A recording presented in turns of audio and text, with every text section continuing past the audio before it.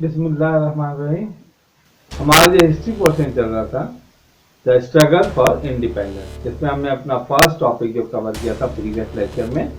Europeans and the sub continent, कि European किस तरह आए और रीजन क्या था, उनके आने का वजह क्या था, कौन कौन सी जो है वो यूरोपियंस जो है थे वो इंडिया और साउथ एशिया में जो है वो ट्रेडिंग के लिए अपने उन्होंने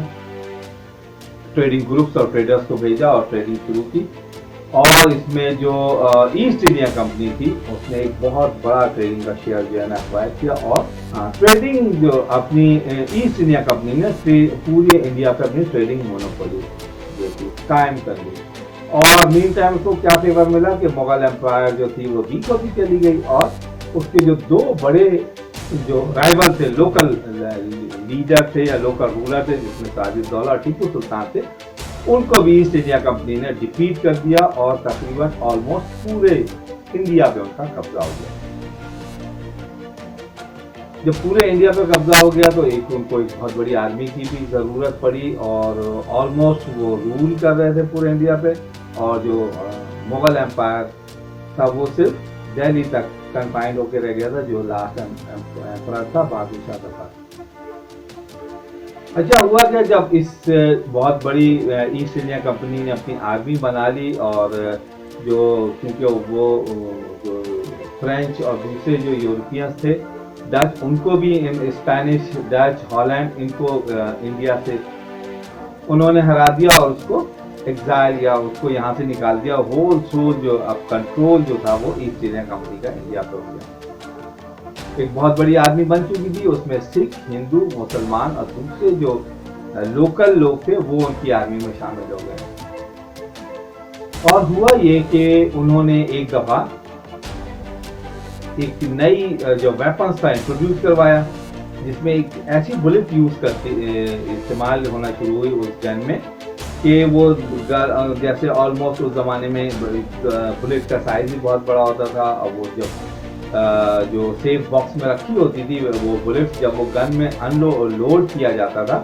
तो एक हाथ से तो गन वो होल्ड किए हुए होते थे, हैंग होती थी, एक हाथ से होल्ड होता, दूसरे हाथ से वो बुलेट उसमें लोड करते थे। तो बुलेट के पीछे ग्रीस लगी होती थी ताकि वो बुलेट के जो वो गन पाउडर है या उसकी जो उसको सेफ रखे, ताकि वो किसी भी बड़े हादसे से ना दो चार वो वेपन जहाँ रखे होते थे सारे बुलेट का जो स्टॉक होता था, उस बुलेट के जो ग्रीस थी उसको पहले वो उसमें ग्रास होती थी, उसको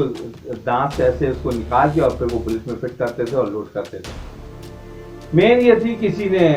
जो भी कहते हैं अफवाह उड़ाई या रूमर्स फैलाई, वो एक बहुत ही सोचे समझे तरीके से, बहुत ही अच्छे तरीके से उसने फैलाई और मुसलमानों को बताया कि ये जो ग्रीस के लिए जो एनिमल फैट है वो पोर्क यानी सूअर की चर्बी से बनी हुई है। और हिंदुओं में ये बात फैलाई कि ये जो एनिमल फैट है ये गाय की जो फैट है या चर्बी है उससे बनी हुई है। तो ये दोनों चीज, दोनों जो रिलीजन थे उनके लिए नाकाबिले कबूल थी ये बात, और वो इस बात को बहुत ही गुस्से में थे। इत्तेफाक हुआ कि ये बात जो सबसे पहले जो उनका कोर्ट था मीरठ का, तो बहुत बड़ी जेल थी, जो सबसे बड़ी जेल होती थी, वहाँ पे तमाम जो मुस्लिम और हिंदू जो प्रिजनर्स थे उसमें होते थे। और ये बात वहाँ पे मशहूर हुई और लोगों में गुस्सा बढ़ता गया। अचानक सडनली जो एक दिन वो जो जितने भी उस फोर्ट पे जो सोल्जर्स थे और उसकी हिफाजत के लिए प्रिजनर्स को कैद करने के लिए जितनी भी उनकी आर्मी थी, अचानक उन्होंने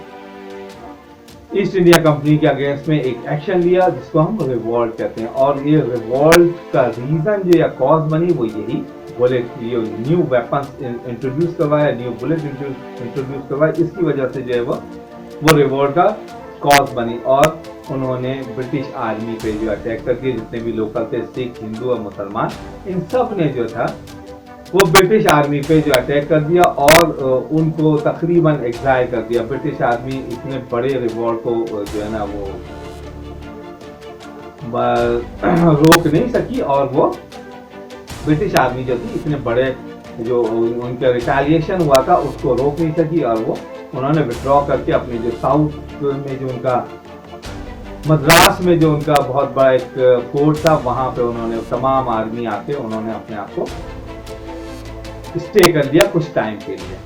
और मीन टाइम क्या हुआ, जो दिल्ली में इसको बहादुर शाह जफर, जो कि बहुत ही ऑलमोस्ट उसकी एज 90 ईयर्स से ज़्यादा हो चुकी थी, उसको दोबारा से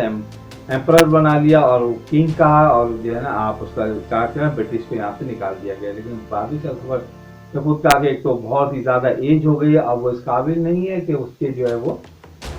इस इंडिया का किंग बन सके, और उसके बेटे जो थे वो भी इतने ज़्यादा इस काबिल नहीं थे कि वो किंग के तौर पे जो है वो अपना रोल प्ले कर सकें। लिहाजा एक जो भी रिवॉल्ट हुआ उसमें इस तरह की रिवॉल्ट में यूनिटी की जरूरत होती है। लिहाजा हिंदू मुसलमान और डिफरेंट जो स्टेट थी उसमें कोई यूनिटी पैदा हो नहीं सकी, और किसी भी अंडर एक खास लीडरशिप के जो कंट्रोल में होता है या उसकी डायरेक्शंस के अगेंस्ट में सब जिसकी जो मर्जी आ रही थी वो अपने तौर पे कर रहा था। इसलिए जो बड़ी बड़ी स्टेट थी वो उन्होंने ब्रिटिश को अपने तौर पे उसको यहाँ से डिफीट किया और अपने पूरी स्टेट पर अपना जो है कब्जा कर लिया। इस बात का बहरहाल फायदा तो ब्रिटिश या ईस्ट इंडिया कंपनी ही को हुआ, और उन्होंने तकरीबन, और ये कब हुआ, ये रिवॉल्ट इसको कहते हैं वॉर ऑफ इंडिपेंडेंस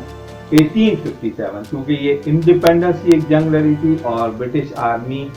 या ईस्ट इंडिया कंपनी के अगेंस्ट थी, इस लिहाजा इसको वॉर ऑफ इंडिपेंडेंस कहते हैं। British army against almost 6 month के बाद फिर से जो थी वो अपनी नई फोर्स और नए इक्विपमेंट, नए वेपन्स के साथ एक पूरी पावर के साथ दोबारा से उसने अटैक किया और ऑलमोस्ट दिल्ली पे फिर से कब्जा कर लिया, और उसका तमाम का तमाम जो ये कह सकते हैं गुस्सा जो था वो मुसलमानों पे था। तमाम गुस्से की जो नजर वो सामने हुए वो मुसलमान हुए, हिंदू और दूसरी जो सिख थे वो सेफ हो गया, बच गया। उन्होंने दोबारा से ब्रिटिश से जो है वो कोई अंडर एग्रीमेंट कर लिया और फिर वो सेफ हो गया। सारा जो मुसलमानों को बहुत ही ईस्ट इंडिया कंपनी ने बहुत ही ज़्यादा जुल्म किया, उनकी जॉब छीन ली, उनकी ज़मीनें जो थी वो छीन ली और एग्जाइल किया और ब्लैक वाटर की सजाएं दी। बहुत ही सख्त मुसलमानों पे मुसीबत के पहाड़ तोड़े गए और पूरा का पूरा ब्लेम जो था वो इस रिवॉर्ड का मुसलमानों को ठहराया गया।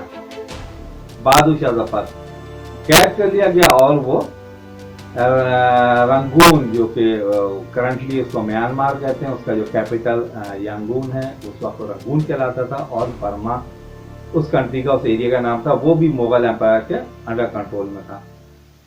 वहां पे बहादुर शाह जफर को कैद कर दिया गया और वहीं उसकी डेथ हो गई। लिहाजा अब जो ब्रिटिश जो ईस्ट इंडिया कंपनी थी उसको जो इंग्लैंड में था, जब ये बात पहुंची कि ईस्ट इंडिया कंपनी ने वहाँ के दिल्ली मुगल एम्पायर को जो एग्जाइल कर दिया, सजा दे दी, और ऑलमोस्ट पूरे इंडिया पे अब वो उनका कब्जा हो गया, कंट्रोल हो गया। तो ब्रिटिश जो इंग्लैंड थी उन्होंने ईस्ट इंडिया कंपनी का लाइसेंस कैंसिल कर दिया और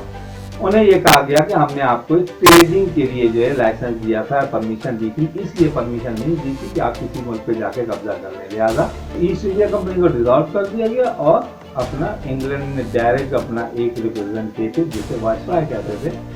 वहाँ नॉमिनेट किया और ऑलमोस्ट पूरे इंडिया का कंट्रोल अब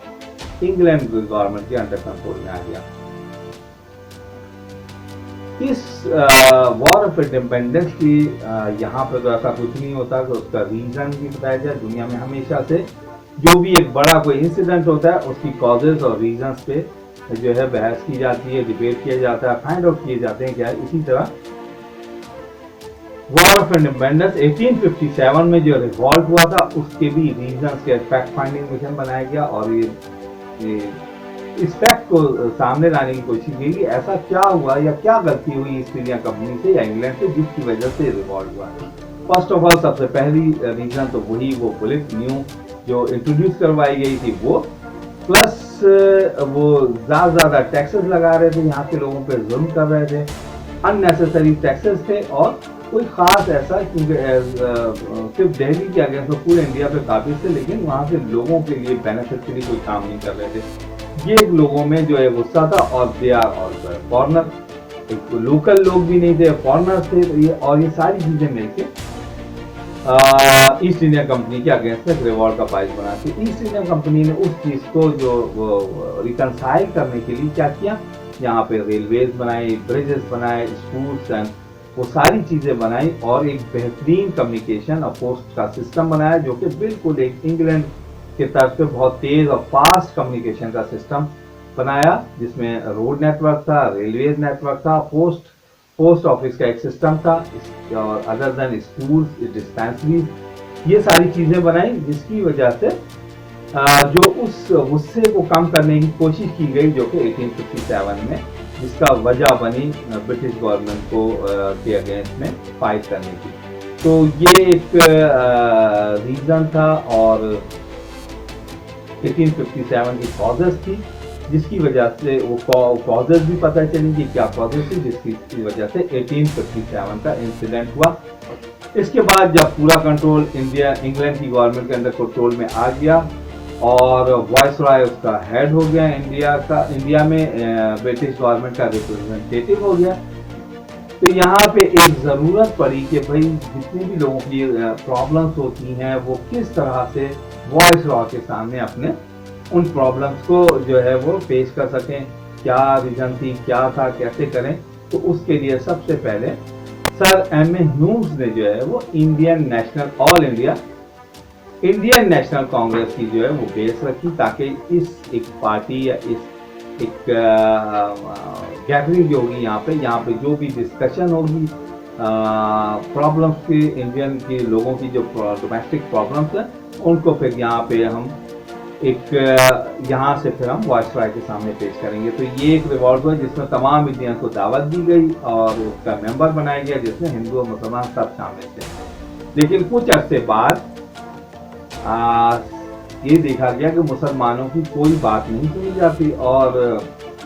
जो भी डिस्कस या जिन बातों को भी कंसीडर किया जाता था वो हिंदुओं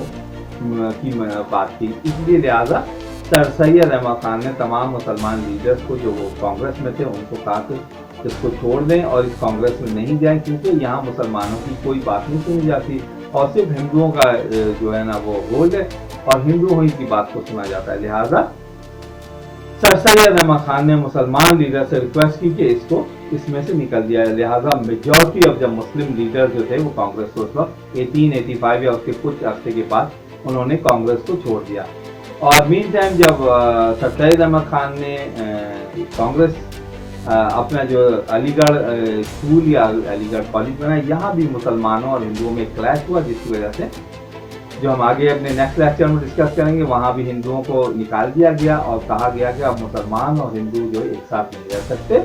क्योंकि ये दोनों एक अलग अलग कौम है। और यहीं से टू नेशन थ्योरी की जो है वो बुनियाद पड़ी कि मुसलमान और हिंदू अब एक साथ नहीं रह सकते। पहले रहे 1000 साल तक मुसलमान Hindu, but now they can not live together, क्योंकि वो कांग्रेस की भी एक एग्जांपल सामने आ गई और अलीगढ़